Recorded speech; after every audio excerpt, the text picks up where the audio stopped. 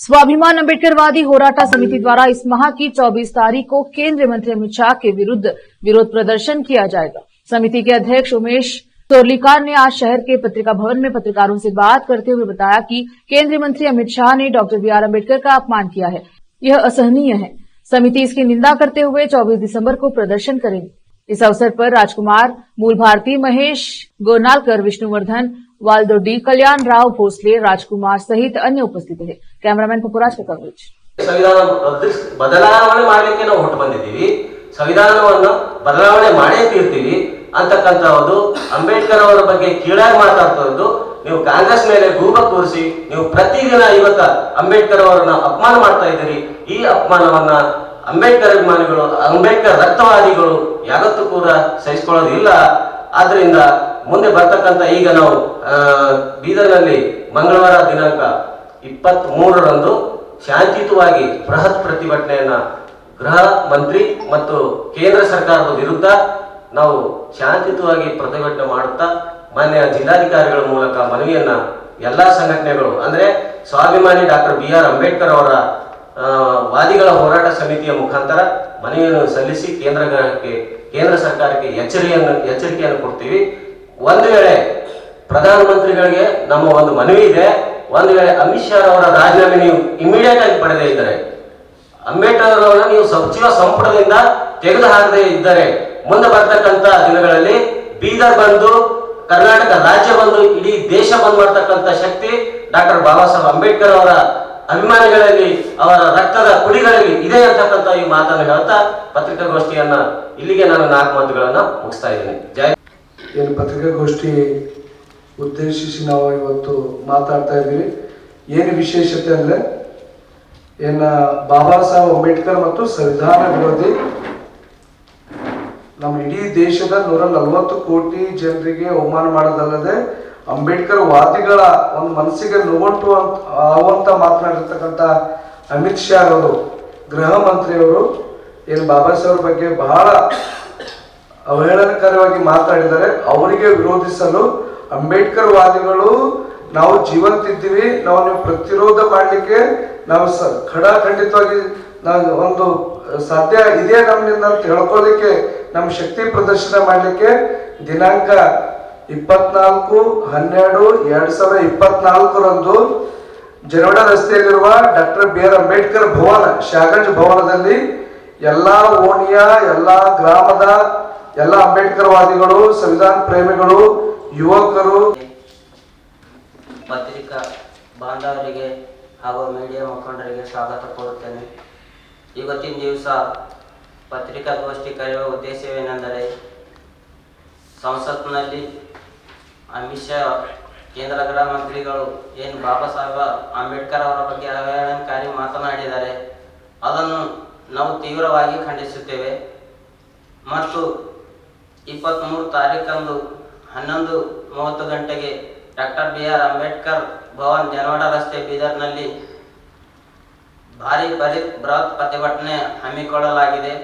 ಈ ಪ್ರತಿಭಟನೆಯಲ್ಲಿ ಹೆಚ್ಚಿನ ಸಂಖ್ಯೆಯಲ್ಲಿ ಮಹಿಳೆಯರು ಹಾಗೂ ಅಂಬೇಡ್ಕರ್ ಅನುಯಾಯಿಗಳು, ಬುದ್ಧಿಜೀವಿಗಳು ಹೆಚ್ಚಿನ ಸಂಖ್ಯೆಯಲ್ಲಿ ಬಂದು ಈ ಪ್ರತಿಭಟನೆಯನ್ನು ಕೇಂದ್ರ ಸರ್ಕಾರದ ವಿರುದ್ಧ ಮಾಡಲಾಗುತ್ತಿದೆ, ಅದಕ್ಕೆಲ್ಲರೂ ಬಂದು ಸಹಕರಿಸಬೇಕೆಂದು ಈ ಮೂಲಕ ವಿನಂತಿಸಿಕೊಳ್ಳುತ್ತೇನೆ। ಬಂಧುಗಳು, ಜೈ ಭೀಮ್।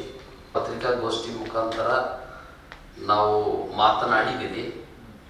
ನಾವು ಏನು ಅಪೀಲ್ ಮಾಡ್ಕೊಳ್ಳೋದಿದೆ ಅಂದರೆ 24/12/2024ರಂದು ಮಂಗಳವಾರ 11 ಗಂಟೆಗೆ ಡಾಕ್ಟರ್ ಬಿ.ಆರ್. ಅಂಬೇಡ್ಕರ್ ಭವನ, ಜನವಾಡ ರಸ್ತೆಯಲ್ಲಿ ನಾವು ಒಂದು ಹೋರಾಟದ ಕಾರ್ಯಕರ್ತರು ಮತ್ತು ಅಂಬೇಡ್ಕರ್ ಅನುಯಾಯಿಗಳು, ಬುದ್ಧ ಬಸವ ಅಂಬೇಡ್ಕರ್ ಅನುಯಾಯಿಗಳು, ಮತ್ತು ಅಲ್ಲಿ ಯಾವುದೇ ಧರ್ಮ, ಯಾವುದೇ ಪಕ್ಷ ಭೇದ ಅದು ಇದು ಅಂತ ಯಾವುದೇ ಇಲ್ಲದ ಮುಸ್ಲಿಮು, ಕ್ರಿಶ್ಚಿಯನ್ನು ಮತ್ತು ಎಲ್ಲ ಸಮುದಾಯ ಲೀಡರ್ಸು, ಕಾರ್ಯಕರ್ತರು, ಮಹಿಳೆಯರು ಎಲ್ಲರೂ ಸೇರಿ ಡಾಕ್ಟರ್ ಬಾಬಾ ಸಾಹೇಬ್ ಅಂಬೇಡ್ಕರ್ ಅವರ ಬಗ್ಗೆ ಏನು ಅವಹೇಳನಕಾರಿ ಹೇಳಿದಂಥ ಅಮಿತ್ ಶಾ ಅವರ ವಿರುದ್ಧ ಹೋರಾಟ ರೂಪರೇಷ ಮಾಡ್ತಾ ಇದ್ದೀವಿ, ಅದರೊಳಗೆ ಎಲ್ಲರೂ ಬಂದು ಪಾಲ್ಗೊಂಡು ಅದು ಯಶಸ್ವಿಗೊಳಿಸಬೇಕು ಅಂತ ನಾನು ಸಮಸ್ತ ನನ್ನ ಬೀದರ್ ನಾಡಿನ ಜನತೆಗೆ ಈ ಪತ್ರಿಕಾ ಮುಖಾಂತರ ನಾನು ಅವರಿಗೆ ಮನವಿ ಮಾಡಿಕೊಳ್ತೇನೆ।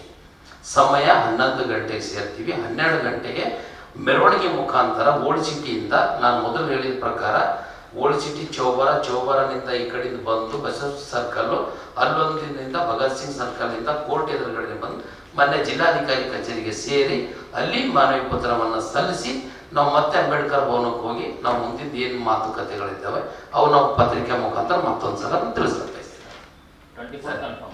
24/12/2024 ಕನ್ಫರ್ಮೇಶನ್ ಮಂಗಳವಾರ. ಅದೇ 14 ಮಂಗಳವಾರ.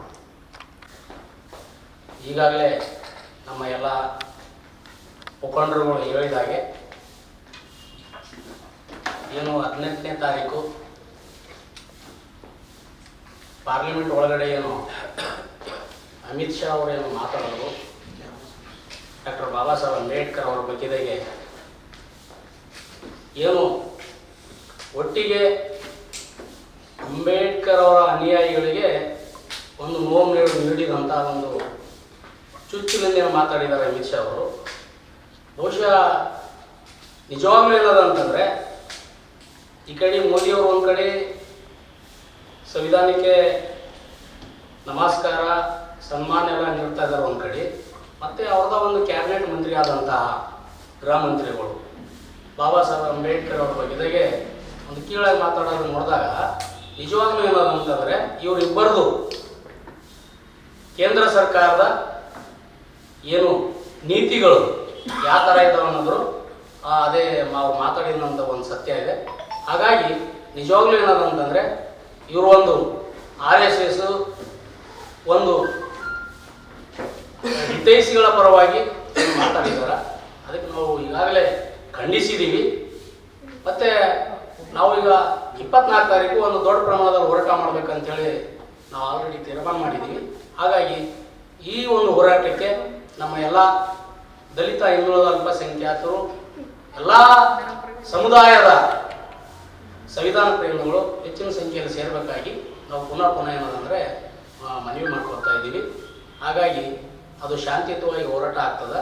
ಮತ್ತು ಅಂದಿನ ಹೋರಾಟದಲ್ಲಿ ಮತ್ತು ಮುಂದಿನ ಹೋರಾಟದ ಏನು ರೂಪುರೇಷೆ ಅದನ್ನು ಕೂಡ ನಾವು ಅಂದಿನ ದಿನವೇ ನಾವು ಎಲ್ಲ ಮುಖಂಡರುಗಳು ತಿಳಿಸ್ಲಿಕ್ಕೆ ನಾವು ಇಚ್ಛೆ ಪಡ್ತೇವೆ.